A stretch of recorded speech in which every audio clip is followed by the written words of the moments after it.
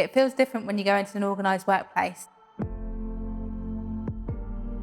As a precarious worker, I feel guilty. I feel guilty every time I need to ask for a time off. I feel guilty when I'm at uni and I can't cover a shift. And I feel guilty when I'm sick. I feel that I owe my boss something when in reality I don't. You don't know when you're working next, you don't know your monthly or weekly wage, and you feel like you have to take every shift.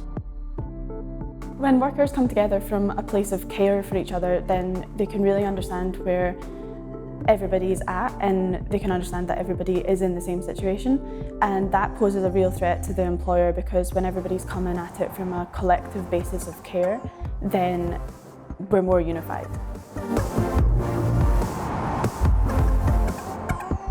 In hospitality, we're already tightly organised as a team.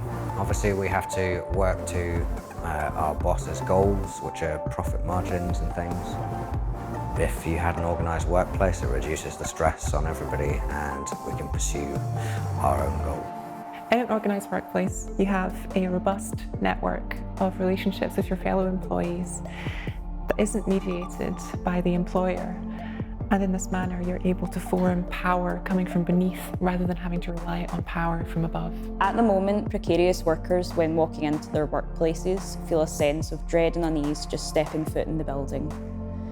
My hope is, with an organised workforce, that this feeling of dread will be replaced by one of courage. Organising in precarious workplaces is different from organising within traditionally organised workplaces. This is why it's important for precarious workers to pay attention to the tactics and tools in which they use to effectively win workers' power.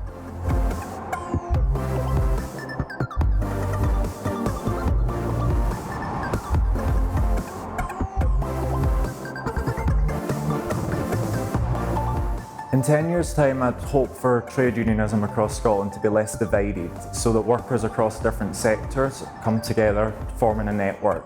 We need to get away from there being sort of repercussions for young people joining unions and feeling like they can't join unions for fear of being punished in their work, which adds to precarity. I think we need a strategy that is not just a young person's strategy, but puts precarious work at the heart of what trade unions are doing in their industrial strategy. I hope that in 10 years, trade unionism in Scotland will look like workers in more secure jobs supporting precarious workers and showing solidarity in that.